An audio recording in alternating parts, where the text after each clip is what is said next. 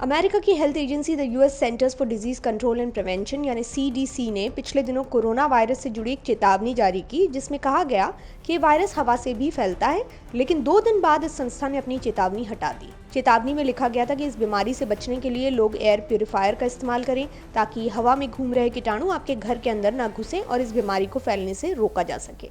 लेकिन जैसा कि हमने बताया, 2 दिन बाद ये वार्निंग हटा दी गई और एजेंसी ने कहा कि फिलहाल यही बात समझी जाए कि वायरस एक व्यक्ति से दूसरे व्यक्ति में फैलता है, वो भी मुंह नाक से निकलने वाले छींटों के जरिए। अब भले सीडीसी ने अपनी चेतावनी वापस ले ली हो, लेकिन कहीं ना कहीं ये बात बहस का मुद्दा तो है कि क्या कोरोना हवा से फैलता है। ये ठीक है कि इस पर आम सहमति नहीं बन रही, लेकिन इसे नकारना पूरी तरह गलत होगा। शायद यही वजह है कि भारत की scientific agency the council of scientific and industrial research CSIR ने भी हवा के सैंपल लेकर ये जांचना शुरू कर दिया है कि क्या ये वायरस हवा के जरिए फैल सकता है। CSIR अपनी तरफ से जांच को पुख्ता करना चाहता है और जल्दबाजी में किसी गलत जानकारी को लोगों के बीच पहुंचाने से बचना चाहता है। जहां तक विश्व स्वास्थ्य संगठन यानी WHO का इस मामले को लेकर रुख है, तो संगठन ने साफ किया है कि साइंटिफिक कम्युनिटी के साथ मिलकर WHO इस बात पर विमर्श और जांच करने में जुटा है कि क्या कोरोना वायरस एरोसोल के जरिए खराब वेंटिलेशन से आपके घर में घुस सकता है। यहाँ ये जान लेना जरूरी है कि एरोसोल क्या होता है। सूक्ष्म ठोस कण यानी सॉलिड पार्टिकल्स या लिक्विड पार्टिकल्स के हवा या किसी दूसरी गैस में कोलाइड यानी टकराने से एरोसोल पैदा होता है। कोरोना के संदर्भ में इसे ऐसे समझिए कि जब व्यक्ति बात करता है, गाता है, छींकता है, खांसता है, तो मुंह या नाक से निकलने वाले छींटे हवा से टकराकर एरोसोल का निर्माण करते हैं। अब होता यह है कि बड़े छींटे भारी होते हैं, इसलिए ज़्यादा देर हवा में नहीं टिक पाते, लेकिन छोटे छींटे हल्के होने की वजह से हवा में टिकते हैं और हवा के साथ मिलकर एरोसोल क्रिएट करते हैं।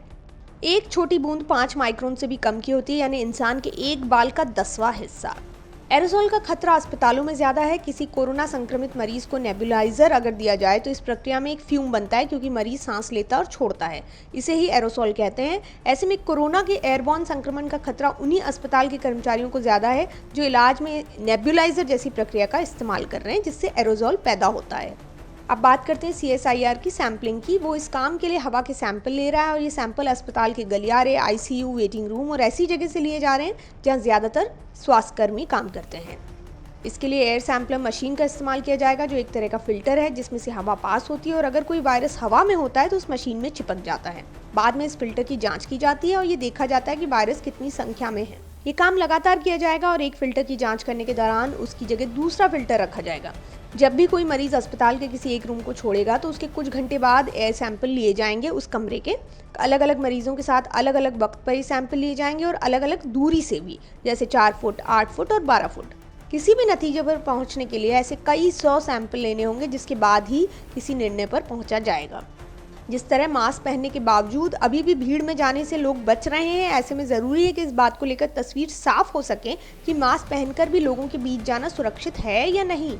अगर रिसर्च से बात पता चलती है कि हवा में वायरस घूम सकता है घंटों बाद भी, तब ज़रूरी है कि इस खतरे से लोगों को आगाह करवाया जाए। लेकिन अगर रिसर्च में इससे उलट बात सामने आती है, तब भी ज़रूरी है कि लोगों तक सही बात पहुँचाई जा सके। Presenting B News app, available on Google Play and App Store. Download it now.